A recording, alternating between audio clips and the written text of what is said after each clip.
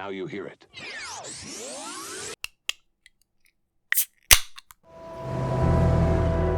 When you're a child, you learn there are 3 dimensions: height, width, and depth, like a shoebox.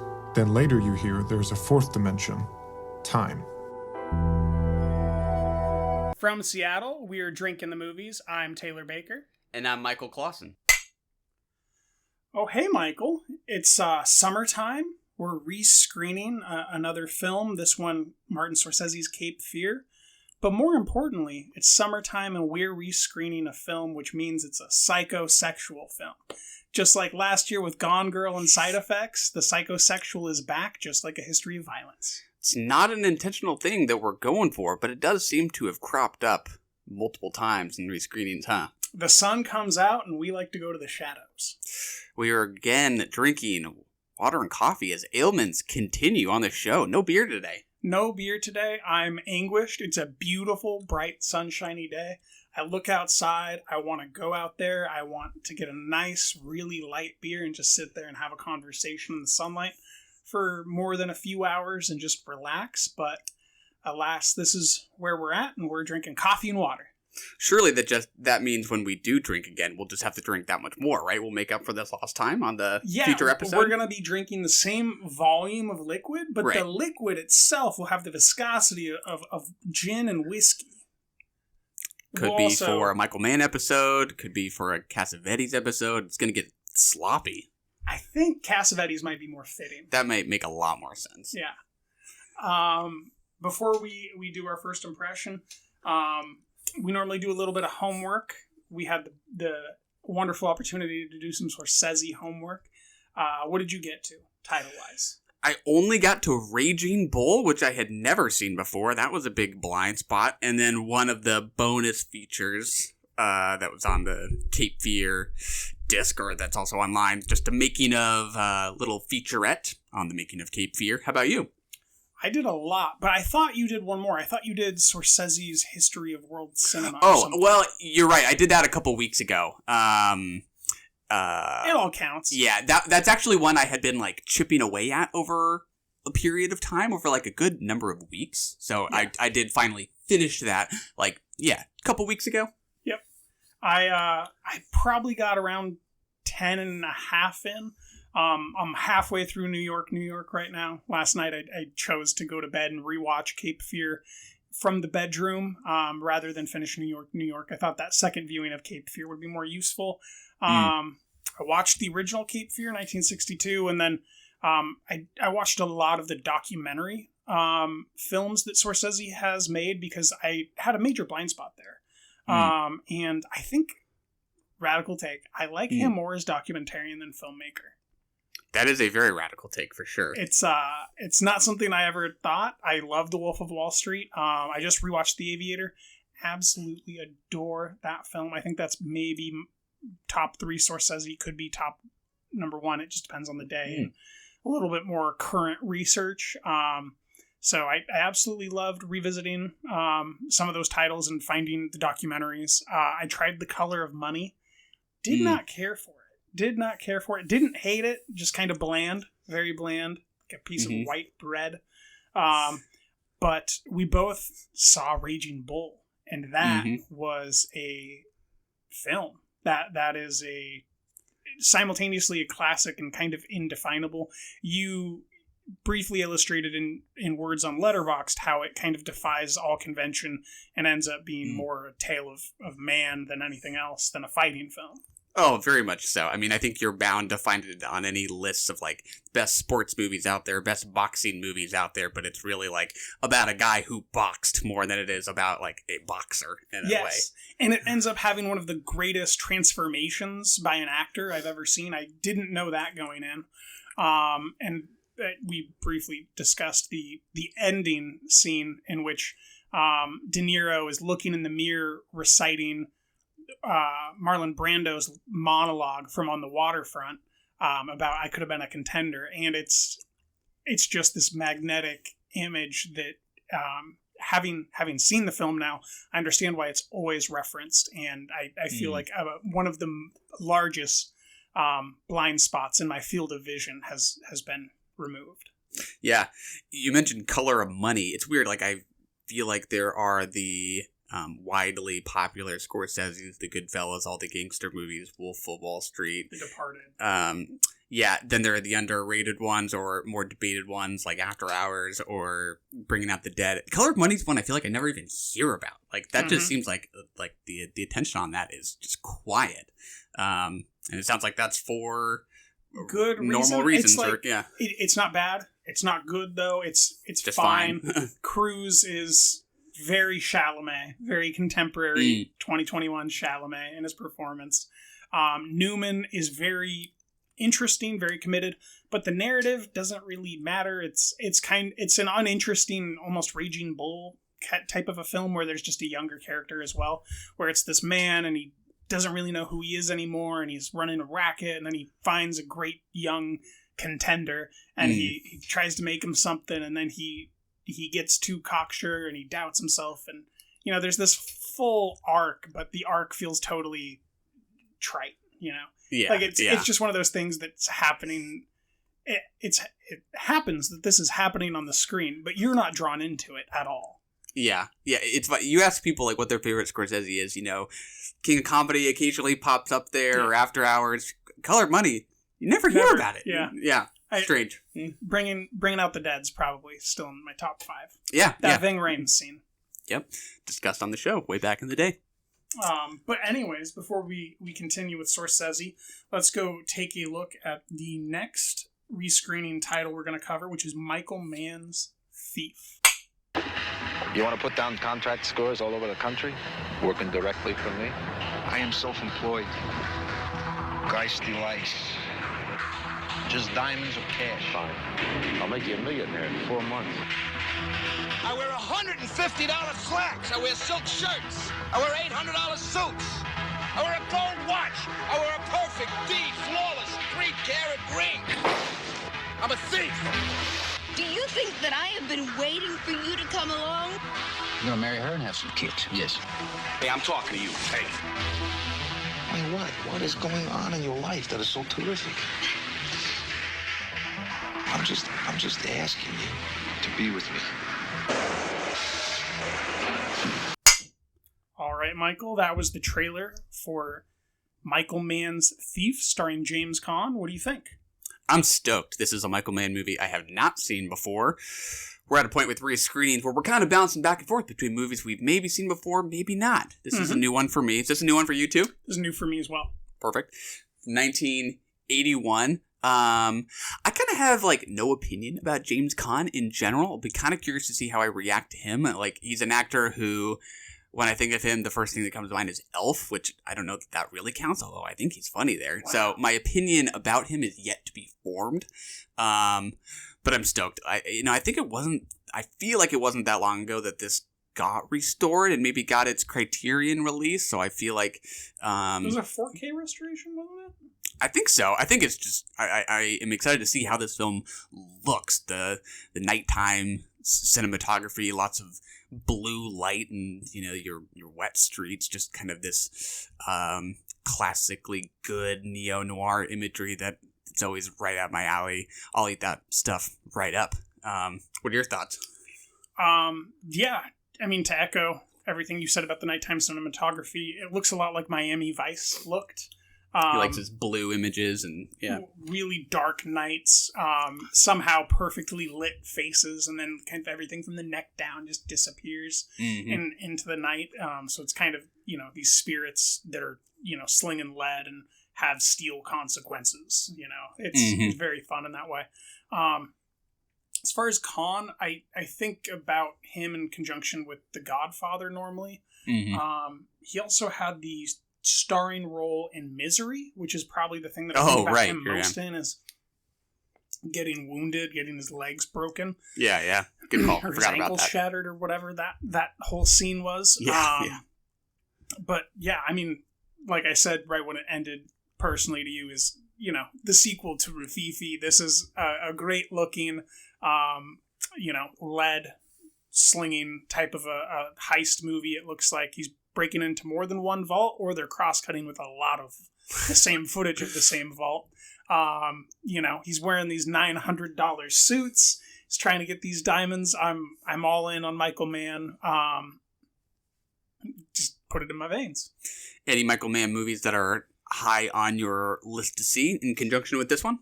I have a huge amount of blind spots, and so like Scorsese, I think I'm probably going to be grinding through as many as I can. I'm pretty down the rabbit hole with Scorsese right now, so I can't even really think of the Michael Manns that I need to see. But the only one that I feel like I'm caught up with completely is Miami Vice from when we covered it. Because I watched the unrated director's cut version, so like I feel like I'm done with that. I feel like I'm maybe caught up on Black Hat for now. So I think everything besides those two I should probably brush up on. Black Hat's one that I would need to catch up with for sure. That'll be on my to-do list.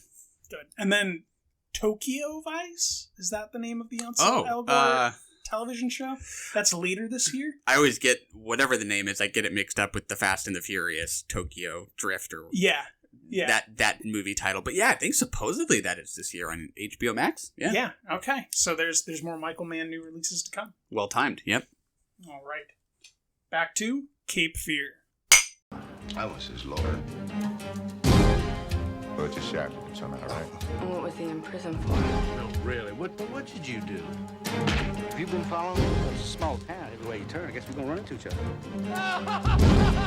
Dad, you should have just punched him out. Yeah, you know how to fight, Daddy. You do that for a living. This guy, he threatened you?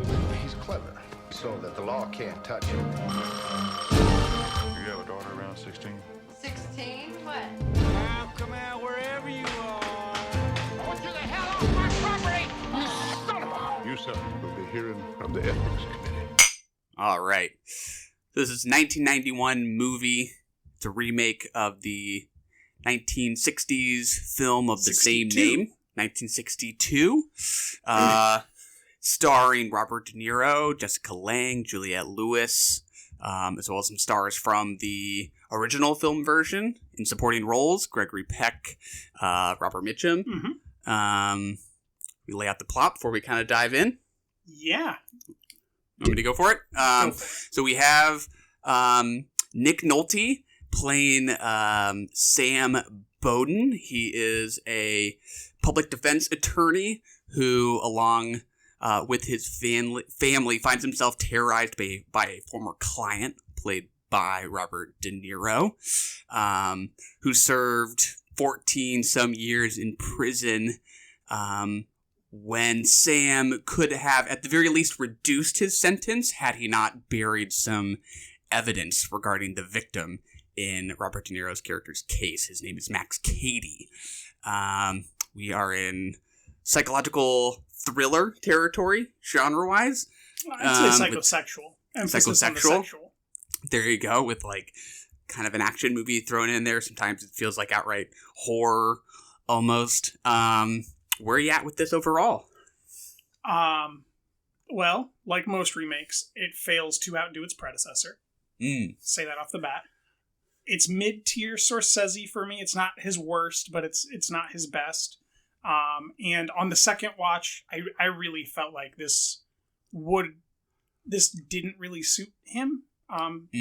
Direction-wise, just on retrospect, like he does what a lot of these ship films do, kind of in between this 1980 and like early 2000s period, where they throw them in a really dark dunk tank and they throw these waves at the boat and people get thrown off, and it probably doesn't look very believable, so Scorsese starts overly leaning on these jump cuts they get a little bit grating. The first time you're surprised and like it's effective, but that second time around I just kept thinking like, Spielberg would have been so much better for this. And like, oh, there's another open plot thread. Oh, there's another open plot thread. There's dialogue that infers another open plot thread, because we watched the making of Cape Fear, so we know how many of those plot threads got kind of erased or taken back, or avoided because it was originally written for Spielberg, and then they were writing it like the day of, like improvising as they shot the film. And I don't think Scorsese works best as an improviser. I don't think he's a Roger Corman type of director where you give him a suit for an insect and he'll figure it out on the spot and shoot the whole film in 7 days and edit it to be fun. That's just not his thing. So I'm mixed positive on it. 3.5, probably a heart.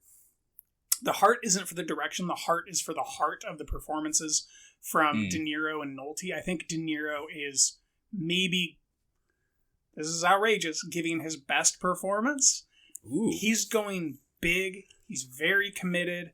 The meticulousness of his character. I think that the film doesn't do justice to the commitment that he had. And I think Nolte plays an excellent straight man here. Just totally committed straight man. Really, really. Without him, as believable as he is, the whole thing falls apart. Yeah. Because Katie is big. Katie's played enormous. He is very hammy. And I do enjoy Robert De Niro in this quite a bit. I think that's a fun performance. Whether or not it's his best, I'd have to stop and think about that. But just in that Christian Bale sense of like rebuilding your body to like look a certain way, really committing, getting that drawl, making everything kind of feel this particular patina of sadness and despair, but macho insecurity, trying to constantly belittle the masculinity of Nolte. Like there's so much interesting there that's delivered through him. Well, yeah, you mentioned Spielberg, and if you do just the Wikipedia research or we watched that making of Cape Fear doc. Yeah, it talks about Spielberg's initial attachment to the project and Scorsese's like reluctance at first to even get involved. You kind of, I think I'm with you in that maybe he should have trusted his gut and just not gone with this one. To me, but remember, he owed, whoever made it. I think it was Fox or Searchlight or something. He owed whichever studio this was because he'd made Kundun, and I think that he produced Mishima, and I think that he just lost a bunch of money, and so he needed to make like a profitable thing. And I think this was I think in the interview he said that like this was the first thing he made that made a profit, or like this scale of profit. Yeah, I think it was his like most successful at the box office to date. He talks about doing the one for me, one for them kind of thing. This is maybe one for them, but he's still very much trying to put his touches. Like 6 for him. He's trying to put his touches on it, but I don't know. I found myself not necessarily thinking that it would have been better in Spielberg's hands. I think about Spielberg as being more sentimental.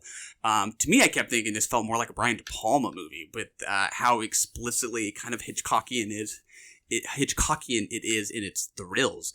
I think about of any of the movie brats, or really just any director in general, De Palma is one who really kind of leans into luridness and sleaze, and I think he would have really run with this material. I think some of the fireworks scenes and the kind of the hyper reality of those touches, the vividness of it all, reminds me of something like Blow Up almost. It kind of crossed with like Dressed to Kill just because of the sexual tension this movie has. I don't think about Spielberg as being as having a lot of sex in his movies. Sometimes they're kind of sexless. I think he's maybe a little more afraid to wade into that kind of stuff. Well, I'll say it would be a different picture. And I think Scorsese said that, he made it different than Spielberg would have, and they did all these rewrites, but the plot that I see there, based on the dialogue, and how much of that plot is missing, I think that Spielberg picture, it would have, the dunk tank scenes, like Spielberg just kind of would have staged this whole thing and presented it in a 2.5 hour way that I think just does a little bit more than this 2 hour and 4 minute thing does. It would have paid off a lot of the dialogue. It would have included the sneaking around in the house that they take back. It would have included the maturing along the storyline of the logo design. I think it just would have done a lot of stuff that it begins to do, but doesn't fully deliver on. But you're right. I want to see the 4th of July parade directed by De Palma. I want to see the fireworks sequence directed by De Palma. I don't disagree with that. I saw a lot of the story beats for Spielberg still in the film, undelivered, which really detracted from the film experience, because you can hear dialogue after knowing that is specifically about these cut storylines that are on other footage that they shot. Yeah, I mean, it's something about the movie, about the bonds of the family being sort of central to the story, that seems kind of Spielbergian. You think about the original, fractured by families. the way, the original film, totally up Spielberg's alley. It doesn't go this brutal. Yeah. This does get violent. I think all the suspense is largely about kind of anticipated violence.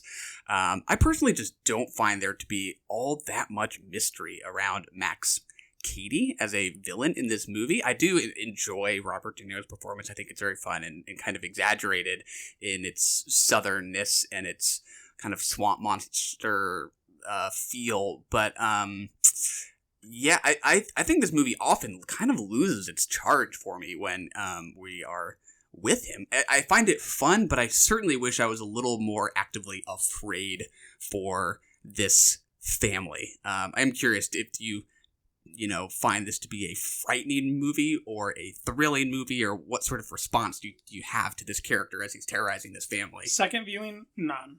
First viewing, scared twice. Twice? Like on 2 occasions? Mm-hmm. What were those? The kitchen sequence where the maid is not the maid, which I think Heath Ledger looked at that and said, "Look what I can do in The Dark Knight." And then the second time would be the houseboat. The end? Near the end, yeah. The beginning where he chokes Nolte out. Yeah. When we were doing our first impressions, I was talking about how there was one scene that I remembered very vividly from childhood that scared me at the time, and that was the kitchen scene. Yeah. This very obvious homage to Psycho, right? Where Max Cady's character is dressed up as the Bowden family maid. Mm-hmm. Yeah, great scene. On Graciela, yes. On this viewing, or really both viewings for this occasion, the one that really shook me up actually was when we see Max Cady go after Sam Bowden's mistress, played by Ileana Douglas, and he sort of seduces her, brings her to a hotel, and then ultimately attacks her and takes this bite out of her cheek. And the bite itself is very graphic. You see the big piece come out of her cheek, but it's the line right after the bite where, if you'll allow me to curse on the show, which we occasionally do, he says, "I got you now, bitch," right after he just took this bite out of her cheek. And it's just the intensity of the cruelty as he just spits out those words feels like the meanest, cruelest thing he does. Maybe not the most, because there's some other disturbing stuff, but that one felt like that was just pure hatred. Her and dislocates her shoulder. It's just pure hatred as he spits those lines. I mean, you can have the image of the cheek startle you, but the hatred in those words, just, that gets brutal. To me. Yeah. So I actually have a massive problem with that. And I might be wrong. I might be totally wrong. But it seems to me like someone that's a victim of a violent crime in the first 24 hours that has a mark on them that will 100% identify the perpetrator of the crime. It seems like the police would just, arrest Cady against his will, compare his dental records to her cheek bite, and that would be game over. I don't understand how that would not happen. Yeah, I think her explanation is that she is fearful of being looked at as promiscuous, right? That's why she won't file. Why she won't testify. Yeah. But besides that, it seems like the police to, look at this violent crime, which is kind of like a responsibility that they have. Like, there's a violent criminal. They have a lead on the violent criminal. Who cares if this person filed a thing? There's a violent criminal. Normally, that's like how things go. Like, if you hear that there's a violent criminal and someone says there's a violent criminal, even if you don't have someone who's willing to testify, you still kind of look into that, right? Yeah. So it seems like, to me, that that's just like a giant gaping plot hole. You would think it'd be a bigger hiccup at the least for Max than it is. But yeah, to the extent that this is Hitchcockian in any way, it definitely is true to that saying that, movies are life with the boring stuff cut out. He would say, just do away with that part, skip over it. Yeah. That's true, but it really got a little tripped up on that one. Yeah. I understand that. I'm much less favorable on Nick Nolte, I think, or maybe the character. I think he is meant to be pathetic to some degree. I personally find him a little grating throughout much of this movie. I wish he was actually a little bit more sympathetic. I think as we learn more about his past infidelities and his kind of unwillingness to be honest with his wife Lee, about his latest mistress, I think we're getting fewer and fewer redeeming qualities in this character that give me much reason to be afraid on his behalf. And you could say that maybe, that's not really the point. This is about his punishment in a way, or retribution. But the additional problem there is that I don't know that the movie spends enough time digging into how uniquely complex this dilemma was for him to begin with, right? If you want to sympathize with what he originally did, which was bury this evidence, I think you would maybe need to dig into the fact that he maybe wrestled with that to some extent. It really kind of just takes it for granted that he buried the evidence and he moved right along. There's no real heightening of the fact that Max Cady was maybe so much worse than any other client he had ever seen, and therefore he was in this new dilemma he had never been in before, where he felt like he had some kind of moral obligation to try to put this guy behind bars. I don't think it does enough there for me to really see him as any kind of like morally redeemable person. That's too extreme. He is a human being and we can regard him as such, but I just think he's kind of too pathetic for me for too much of this movie. What about you? I think that they flourished this version of the screenplay in such a way as to be massively uncomplimentary without having any philosophical underpinnings of a point. There's no real depth of value there. Gregory Peck plays the straight character in the original, and he does not have all of these unredeemable qualities. It doesn't really explore as much as you'd like, but it really is a problem of a man who lives and dies by the law, breaking the law because he thinks it's what's best for the street level of reality, right? Because there's the tower, and then there's the street, and he breaks the law of the tower for the street, and it's a lot more interesting. And his 15-year-old daughter really does look 15, and she's tiny, and in that 62 version, the camera's constantly looking down at her and up at Peck and up at Mitchum, or kind of sideways up. So you're really getting a sense of size difference, and these two men from opposite sides of the tracks that are both breaking the law in different ways for different ideals. And here we don't. I just think that it was a poorly actioned flourish. That probably Scorsese and that writer were just like, what's something we could do to kind of, make it more complex, make it more 21st century, how are we going to swing this thing? And it's really, hackneyed. It's half baked. It doesn't really deliver itself. The mom is, she's no longer the housewife that she was in 62. She's a mom that works from home, and, everything's complex, but they're immensely wealthy, and they have this giant banister. And, nice house. It's I don't. There's a lot that doesn't make sense. There's a lot that's left off the screen in the editing room, as far as him sneaking around for the entire runtime inside their house, him redoing her logo correctly, him poisoning the food of the dog that they feed the dog. All sorts of things that are missing that maybe would have informed the character more. Made him more sympathetic. The girl that Mitchum kills in the original is, I believe, a prostitute or just a girl that he picks up at a bar. One of the two. It was kind of unclear. And that it plays a lot like this. There's no bite. He beats her. He tells her this is just a taste. She refuses to testify because she's terrified of that. She wants to get on a bus, get out of town immediately. I think that's a lot more interesting than this whole infidelity angle. I do think that the performances selling it are fine. It's just on the page, there's no nice way to say this. I think this was a bad written adaptation. I think the screenwriter did a bad job. Yeah, I enjoy this insofar as it is sort of a big budget B movie, and I think it is very, genre. very fun in that way. Yeah, it's when you get the sense that he's trying to smuggle an A movie in there by creating this supposedly complex, situation or dilemma that Nick Nolte was in, that even when he describes, having buried the evidence, he hardly seems to even really care about having done it. He doesn't seem that tortured about it at all. He's explaining it, and he's just like, don't you understand? Yeah. So. And his daughter would have been 1 at the time. Yeah, she's 15 as we see her.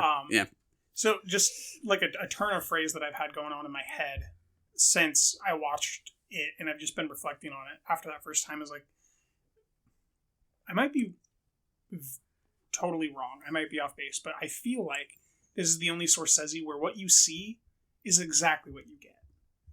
There's nothing under there. There's no Irishman, like, incredible lament, like the meaning of the fact that the women talk so little and how that shows the absence of their lives in these tortured men who committed these great sins. There's no smuggled beauty about America and sacrifice like in The Aviator. There's nothing here. Everything you see is exactly what you get. 100%. There's nothing hidden. Yeah, I think the intent is something about family and how when, there are vulnerabilities in a family, those can be exploited, that can make the unit fragile, and that's sort of Katie's whole tactic. One of the kind of visual techniques I like is these images that suddenly look like an X-ray or something like that. It's kind of the negative look, the black and white, and the idea that he's sort of scanning this family for their cracks so that he can put pressure on those and break those open. This is, I think, meant to be about a family that's already vulnerable, and he is capitalizing on those weaknesses. I think I needed the relationship between Nolte and Jessica Lange's character to be just plain more interesting to me, for that to really work, for me to be a little bit more invested in this family unit and staying together at all. I think Juliette Lewis is awesome. I love that performance, but I can't say that the stakes are terribly high insofar as I'm just not that keen on watching this family stay together or not. Yeah, and they're honestly not sympathetic.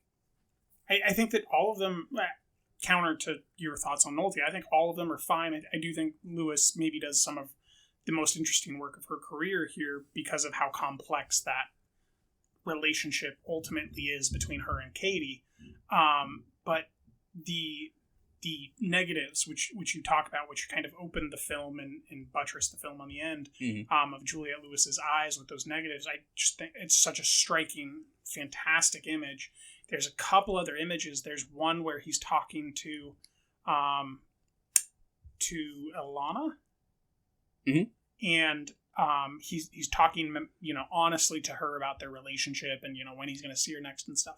And then the camera starts to kind of drift up, and we see the reflection of Jessica Lange directly behind him, and it's composed in such a way with this spin and pan that you do a complete 180 to see her actually looming behind him, but she was in front of him, looking at him, and it's just this wonderfully composed shot. And Scorsese's got a few of these great shots. One particular good build moment is after Katie's ridden underneath the vehicle the entire way to Cape Fear. He gets out and undoes his belt and gets up and has eye contact with someone, just speechless, and it's just this greasy and run down, and it's just this great moment of dread where he scares this person into saying nothing, continuing to look at him, and it's just like the essence of the character kind of captured silently with visuals. Yeah. I think he's wearing camo as well. I might be wrong. Yeah. In the making of documentary, they talk about whether or not they thought anyone would buy the fact that McKeady could hold on to the bottom of the car, the underneath of the car, as the family drives all the way from this little town they live to the beach town. I didn't even bat an eye at it. Did you just go with it? Oh, I was like, of course he did this. And then when he undid his belt, I was like, oh, so he wasn't even having to hold on the whole time. I was like, he can hold on the whole time. He's Max Cady. The only thing that can kill him is a force of nature. Yeah. I mean, there's clearly some exaggeration throughout it that much of which I think is pretty satisfying. You know, like even just the vividness of certain shots. Like you get those exteriors, whether it's of the prison or the house with the sky, not even just like the fireworks is extravagant, but there's also just like the sky rendered in this like these really digital vivid colors that give it like just all this kind of heightened sense. And that's one of the most interesting things about the movie. It's just kind of weird in that way, and to the extent that everything is heightened is just kind of striking. And his Max Cady's like animal-like qualities are very much a part of that. The shot of him, you know, hanging from his like pull-up bar where he just looks like a bat there to me. Switch. Great shot. Super fun. He just looks, like an animal hanging from a branch there to me or something like that. The shot at the end of him sinking into the water, he looks like a gator or some kind of, you know, swamp monster there. That's all pretty fun. And the absence of the confirmed kill. That's also nice. Yeah. I did some whining about the editing. I will say there's one particular edit that just is genius, and it's when he's getting out of prison. They open up like an internal jail door for him, and then it's a jump cut directly to a fenced door opening wide, swinging out, and him walking out, and it's just this smooth, clever edit. It communicates 10 minutes of walking and going through clipboard checks and turning coughs or whatever you have to do to get out in just a split second. And it's composed in such a way where I think the camera is kind of down and, you know, you really feel like you're in the jail. And then this is kind of an up to the right angle where like freedom is erupting out of this doorway and, you know, he's going out of it. It's just, it was really... It stuck with me and kind of leapt out right when it happened. I was like, "Oh, this is Images. This is awesome." Yeah, that's like. Do we start the movie with that, with him in jail, and we see him leaving? We start with Juliette Lewis's eyes, right, and then we get to that. Yeah, he's doing. He's literally doing pull-ups until they open his door. That's exactly what I was about to say. Yeah, I love the idea that, like, you'd think on your last day in prison, you'd be just sitting on the bed, all kind of packed up, waiting to go. No, he's working on his body until the minute they open the door, fully preparing for this plan he has. It's a nice touch. He's still buttoning up his shirt as he walks out. Yeah. And, God, there's that great line, "Aren't you gonna bring the books with you? I already read them all. Mm-hmm. Don't need them anymore." Yeah, there are some good little one-liners that I think like multiple characters get. One of my favorites is Robert Mitchum, I think, who is talking to Nick Nolte and sort of like underhandedly suggesting he uses family as bait to lure Max Cady. And he says, "Pardon me," all over the place. In that kind of Southern accent. Great line. I'm an officer of the law. If you heard that, then, you know, you misunderstand me. He's so good. That's the other thing is Mitchum plays Cady in the original, and Bowden's played by Peck. There's a reversal here where Peck plays the criminal defense lawyer, Cady, and Mitchum's playing the police chief. It's an interesting, you know, mix, and I think it delivers, if you've already seen the previous one, especially within conjunction, quite effectively. I also, tell me if I'm reaching. I feel like I'm reaching, but I'm also right. What you got? Mitchum's tattoos from, what's it called? The Night of the Hunter. Oh, yeah. Totally influenced De Niro's tattoos, right? A lot of Night of the Hunter in this, right? For sure. Because there's no reference to the homage, but it's like, it's so night and day. Yeah. Like, it just seems absolutely true that the scales of justice have everything to do with those fingers, love and hate. Totally. I mean, those characters just seem to have a lot in common. Just the kind of, you know, sociopathic religiousness that they have in common. And chasing innocent people down the river. Yeah, and Robert Mitchum in the Night of the Hunter definitely seems like just kind of evil incarnate to some degree, like this kind of like hellish figure. And Max Keating just seems to like pop up everywhere in this movie. It's like one scene he's at the pier 1 minute, having a little face-to-face with the PI that Nolte has happened. We cut and we're back at the house and he's pulling up to see Jessica Lange. It's like we just cut from one scene to another, and he's in all of them, regardless of how we got there. It's more of the boring stuff of life just cut out. He's just everywhere all the time, which does, I think, kind of work with the idea that it's partly just his tirelessness that is so kind of anxiety-provoking. He's everywhere all the time, and they can never find him. Yeah, that's the other part of it. The fact that they can never find him when they want to find him. Yeah. We've avoided talking about Kursek, played by Joe Don Baker, who is the private eye that's hired. And I will say that moment of the film plays exactly how Scorsese describes it in the documentary, where Nolte all of a sudden finds this guy, he takes over, he's sure-handed, he's sure-voiced, he assures everybody of everything. At one point, Nolte even tells us, you wouldn't believe this guy. He deals with these particular types of people all the time. It's a done deal. And then they're eating dinner and the phone rings and they both kind of scream and jump. And then we get this jump cut to him, picking up the phone. Great sound editing there, talking to him. And he just, he hired him today and, he just got, information from somebody about something. And you just you feel like the movie's taken this turn. And that's exactly what Scorsese wanted it to feel like. And I do think that one touch is very masterful in the tone. And that carries through on rewatch. You still feel that lull. Yeah, just the classically overconfident character. That's like the most predictable part of the movie, and it's maybe one of the more satisfying aspects because of that. You just know that guy is in for it from the second you meet him, and he seems to have it all under control. You're like, yeah, you are for sure going down. And he probably has kind of like the best kill of the movie. I guess he's really the only other person that's killed, but like that is a highlight for sure. Yeah, I think that's the only death that happens on screen. Yeah, it's a movie where confirmed kill. There's no other confirmed kill on screen. It's one of those movies where like I think about it as a violent movie, but it's so much more just about the anticipation of it. You just feel that violence looming that like you stop and think about it, and you realize, yeah, you're right. That's only the only person that dies. It's just a feeling that permeates throughout it. It's very much a Dragon Ball Z episode.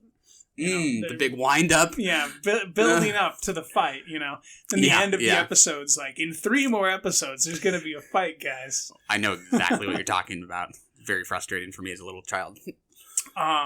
Me too. I feel like maybe I watched it a little bit longer than when I was a little child. Oh, there you go. Watched it on Toonami for a while. Probably into the double digits. I get it. Anyways, away from Dragon Ball Z, back toward Cape Fear. Did you enjoy the Private Eye? Did you dislike the Private Eye? Oh, yeah, I think he's well cast. I think, the confidence is, the overconfidence is well played. Pepto-Bismol and whiskey that he drinks is a nice little touch, because we don't get that much color about who he is, but that's a nice little detail. The great face-to-face he has with De Niro after he's been following De Niro, and they buys him breakfast. All right, yeah, at the pier, and they have that little standoff. I think that's a great scene. I think he's a great actor. Yeah, you? Yeah. No, he sold me. He's kind of like an Altman actor, where it's just like this guy is this guy, and he's presented by Scorsese as kind of an Altman type of a person who just lives within this world and is a real person. You just don't doubt for a second that this guy is who this guy is. And, he's very charming, and that drawl and the patter of the syllables as they come out, smooth. Yeah. In terms of the terrorizing that Katie does, I feel like there are these like really just 2 major kind of cracks or pressure points that he's identified that he keeps poking at. There's the fidelity issue or infidelity issue, and then there's the relationship between Nolte and his daughter, Juliette Lewis, and her kind of entering that rebellious stage, her kind of sexual coming of age that's kind of the father's nightmare in a way, and Katie's just accelerating and pushing that button to its nth degree. Mm-hmm. How'd that all play for you? I mean it poorly. Poorly, really? Yeah, okay. Yeah, poorly. I think because I don't think that there's a. I think that the longer you look at this film, the more incoherent it becomes.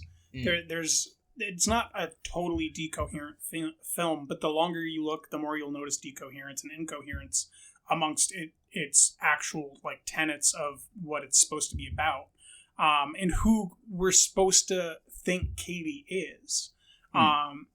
You know, I mean, let's start at the end.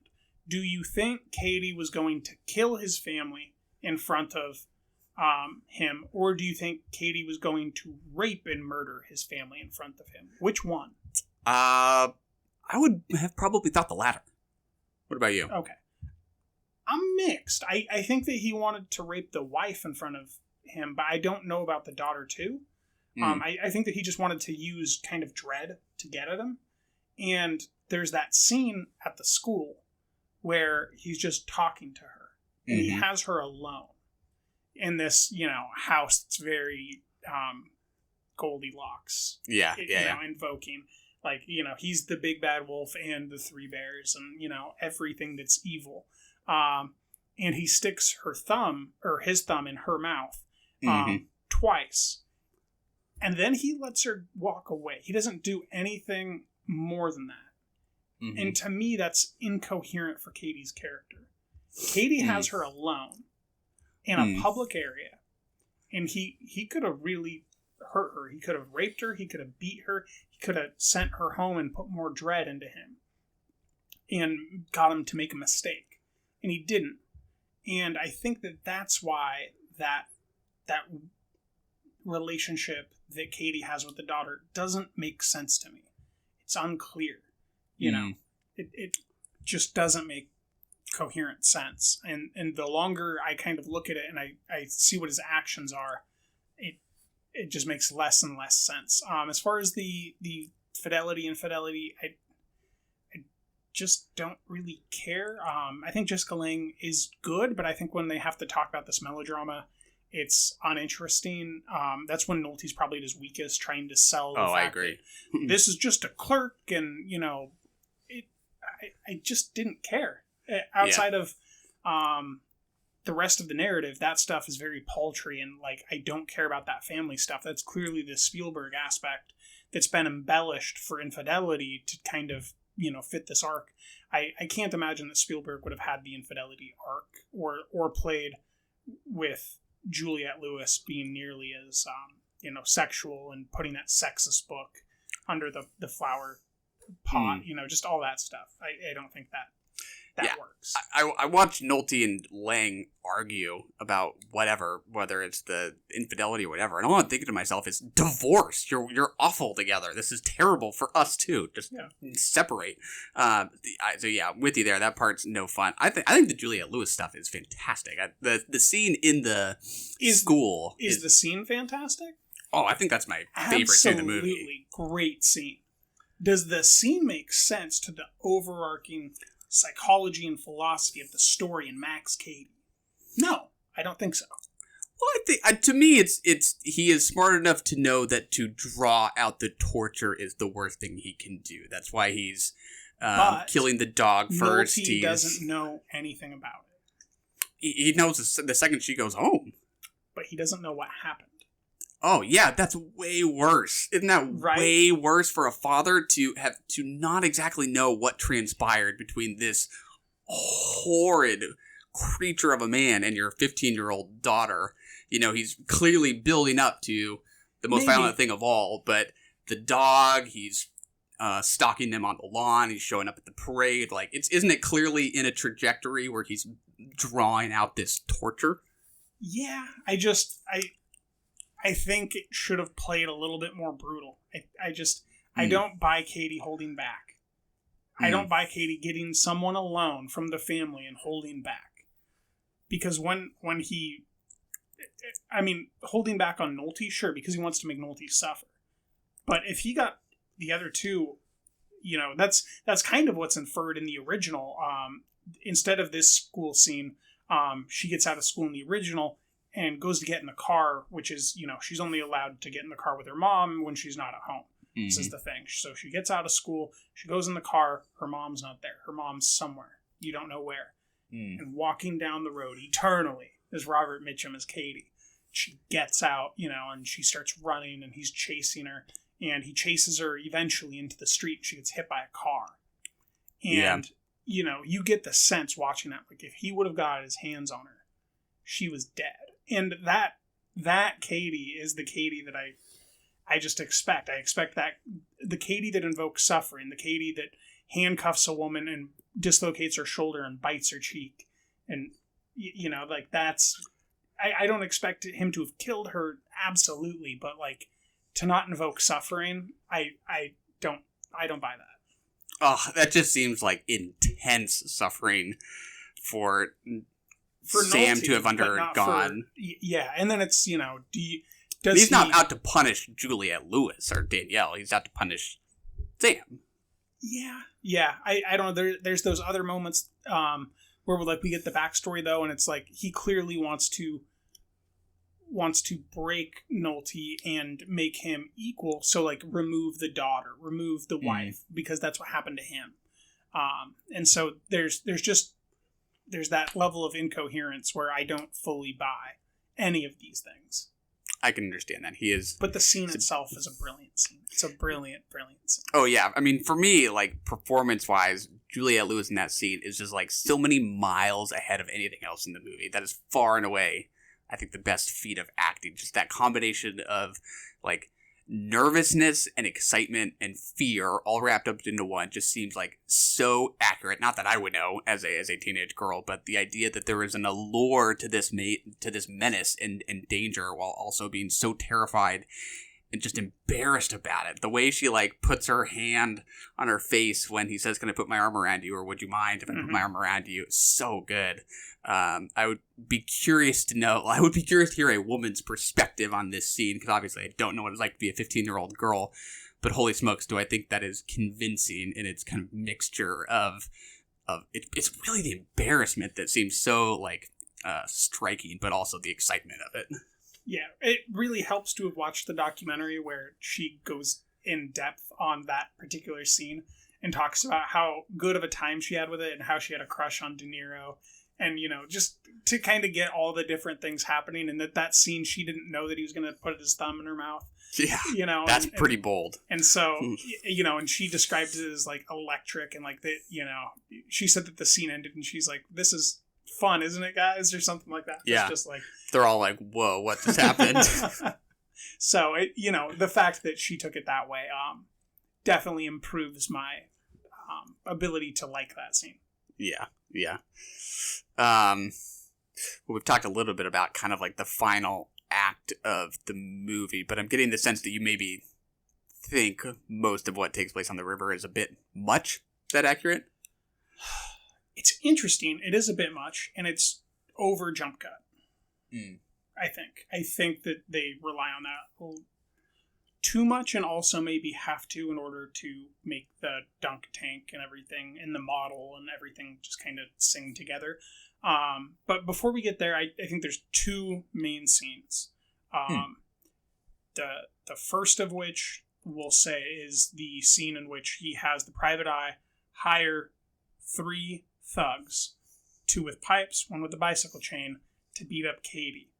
And he hides behind the dumpster as this is happening, like a piece of trash, right?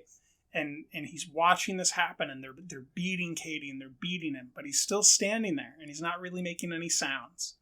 And then they tucker themselves out, and he starts beating the shit out of him.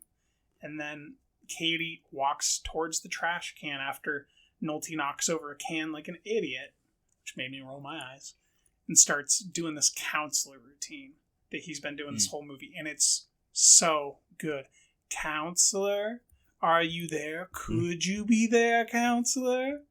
And it's just, it's such a brilliant moment of trepidation, and to show the emasculation of this man by this man who wants to get this vengeance in a very physical way, but it's also making Katie into that force of nature that he continues to be in the film, this thing that can't be brought down by man itself, that has to be drowned and bound by steel, and I think it's a great scene. Yeah, Great I mean, moment. I love the emphasis on Nolte's hiding behind the dumpster specifically, because I mean, I hadn't honed in on his literal choice of hiding spot there, but I think that is perfect, because part of this movie is about like them viewing Katie as this kind of like sociopathic hillbilly almost, this lower class wacko fundamentalist that clearly kind of gives this movie this whole thing about kind of the fear of otherness, and he just seems like so beneath them and just whacked out and dangerous. So to reverse that in that situation, exactly like you say, I think is great, where he is very much looking down on Nolte there. That's awesome. I think there's a scene where Katie calls him white trash.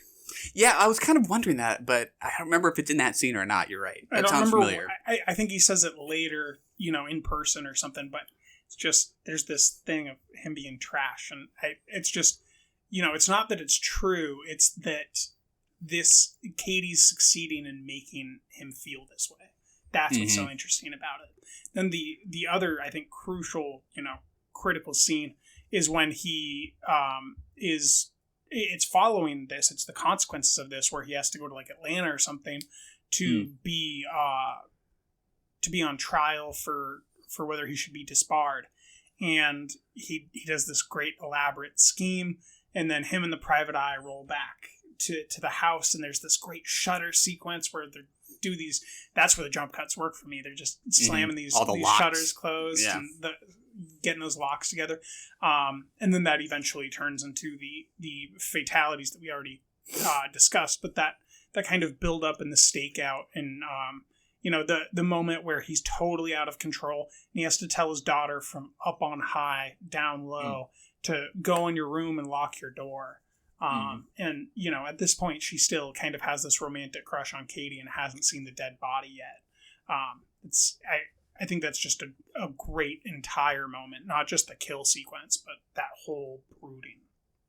Yeah, I think that's another good one, that kind of like extended sequence that just hammers home that idea of Katie being everywhere, because at first he's following him in his car from behind, and he's watching him, and then he is seated at a table at the airport watching as he walks up to the gate. It's like, how the heck did he get there? And it's so much time to have enough time to find a seat to watch this unfold. It's all sort of, hyper real. Yeah. Like you just have to kind of go with those intermittent parts cut out. I think that all works. Yeah. And then just an aside, near the very beginning of the film, when he's smoking that cigar in the theater, there's that moment that is that, it's a riff on The Shining, but I don't think it's from the film that The Shining's referencing, where this guy's looking through this axed open door, and he says something like, "Daddy's home." And then he walks in, and he's looking for, apparently his wife and his kid. And I think that just kind of sets up everything with this cigar smoking maniac in front of them. It really just sets the whole tone of the film of, a new dad's in town looking for his lost family. Yeah, I love that scene because, like, on one hand, it's the first instance of Katie annoying Nolte and Lang, but he also just seems to be, like, genuinely enjoying the movie. Yeah. It just seems like true, genuine laughs. Like, you might almost wonder to yourself, like, he might actually have not really planned this as torture. He might just be really into this movie right now. Maybe. And then, if it's on rewatch, you're like, oh, we know what's up. Yeah.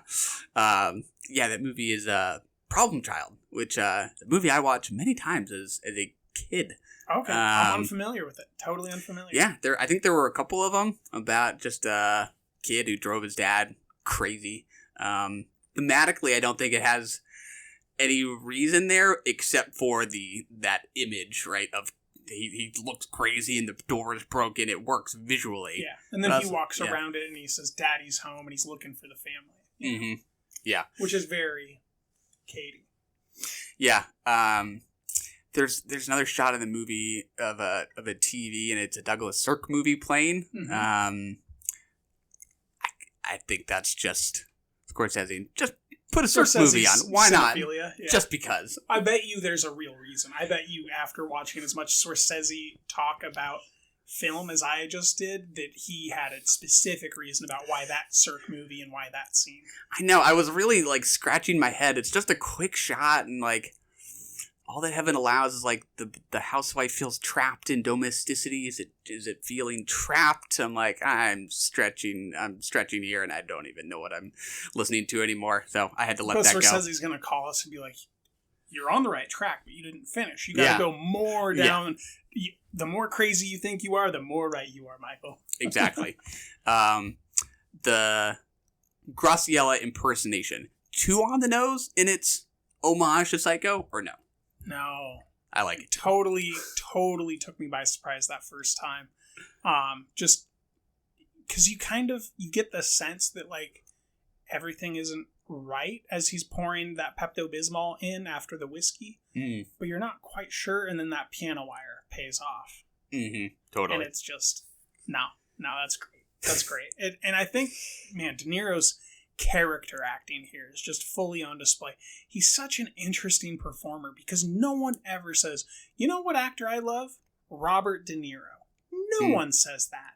But the more that I've gone down the kind of, oeuvre of all of his different performances that he's turned out, he's this very interesting, committed type of character actor that in certain roles really goes crazy. Raging Bull, he's amazing.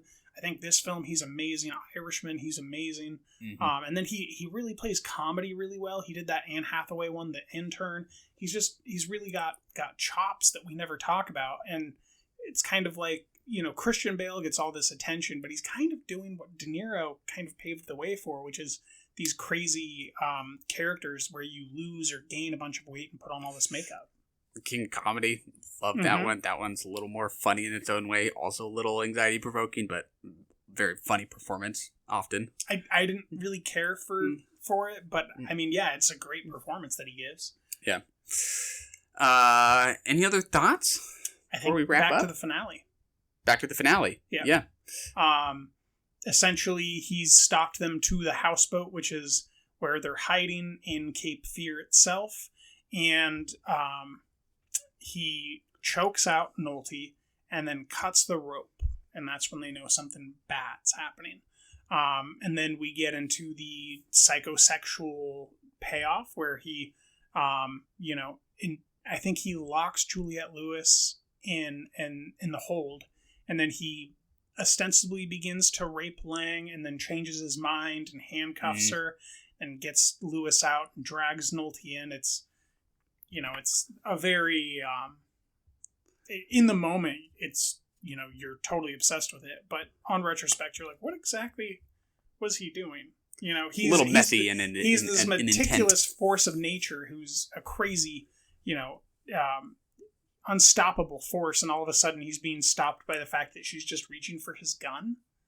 Like, that makes no sense. Like, the whole thing turns as soon as she reaches for the small of his back to get that gun. Mm-hmm. So... I mean, I'm totally taken by it when I watch it. I just dislike the jump cuts, but doesn't quite make complete sense in that build-up. How about you? Yeah, I'm not crazy about the final act of this movie. To me, like it honestly verges kind of close to camp for me relative to the scale on which the rest of the movie operates. You compare the ending to the tension just between Juliette Lewis and Robert De Niro in their one scene in the theater. It's just like a totally different scale that the movie is on for this final giant kind of set piece that me is just like a little, it's just a bit much. And I kind of appreciate like the willingness to really like go in a different direction. Like it feels like kind of a bold pivot to go into what feels like this chaotic kind of action adventure finale, but I think it's just too much. It just loses me at a certain point, especially once his face is scalded with hot water, I guess, or something like that. I think they were making pasta probably as just a hot pot on the stove of water. Yeah, as the little mock trial kind of begins, and Nolte's on his knees, and Robert De Niro's looking at him, then looking at the camera. You hear the little like swishes of his head, and I'm like, this is almost approaching like self-parody at that point. That does not work terribly well for me, unfortunately. I do like it because it's leaning into this B genre piece that it didn't completely commit to beforehand, though, which is why it feels like the finale is a different cinematic grammar than the previous part of the film. Totally. And that's kind of where that's an example of where the incoherence and the decoherence is really magnified for me, where it's like these things don't fit properly. Sneaking in and out of the house constantly, being talked about in dialogue, but then being shirked by the actual proper story. Another level of decoherence. The logo, and then talking about the logo on the houseboat without any stitch in between. Decoherence. There's a bunch of these little things that kind of add up to bother me, and by the end, when it's leaning into that camp, it's I kind of had the thought where was this movie the whole time? Like, give me this outrageous, because Katie, when he's underneath the car and, holding on the whole time, that kind of feeds into this guy who's been scalded and didn't react. That line, trying to offer me something hot, I like that, but it's trying to balance these two different films at the same time. Yeah, I agree. I mean, in that moment, it's returning to the core like theme of the movie, or like one the kind of like catalyzing dilemma. Like he's yelling, "You were my lawyer." He's saying, "You were awful." It's returning to this idea that this was supposedly this dilemma. I think the movie thinks this is a more interesting moral dilemma than it really is, because I'm so distracted by just kind of like the chaos of this moment to really think about, gosh, what a predicament this was. Who's right here? I'm not thinking about that at all. I'm just thinking about the fact that Robert De Niro looks like a creature from the Black Lagoon at this point. It's the kind of a form content issue there. I think De Palma would have made it more campy the entire time, and probably had this commitment to viscera longer and less corn syrup that they slip in when the private detective gets killed. I like it in general. Still fun. I might even give it a heart. I really like De Niro's performance. I think that just before we wrap up, I do want to say, as they mention in the documentary, the introduction credits to this film are exquisite, wonderfully done. There's also a particular thing where they showed that reflection of the Cape Fear sign correctly oriented for us to read. I like the backstory for that. I think that's great. Do you have anything else you want to add before you give me your favorite scene? I don't think so. Yeah, I agree. Opening credit sequence is great. They talk in that doc about it being by Saul Bass, the one and only graphic designer I could name for you. I think that's the him and his only wife. Name I know. Yeah, very cool opening scene. How about your favorite scene? I asked you first. It is definitely Juliette Lewis and Robert De Niro scene in the theater. I think that that's the height of the performances for me, is Juliette Lewis there. Definitely. No question. What about you? It's tough. There's a bunch of favorite moments, but I don't think there's a scene that beats that scene. I don't think there's a scene that beats it by a long shot. There's two moments I'll mention, which are the jump cuts, the shutters being slammed closed, as well as the locks being turned with the keys, and the deadbolt being turned. And then there's also the moment where De Niro is delivering a monologue to a trash can. Could you be there, counselor? Would you be there, counselor? It's just so delicious. That, I think that anybody that wants to be an actor, just try to impersonate that, just because it's so fun and particularly oriented in the southern drawl that it has. But yeah, I think that we both recommend this movie, but it's maybe not close to our favorite Scorsese. I think that's fair. That was Cape Fear. And that's another one in the can. Now you don't.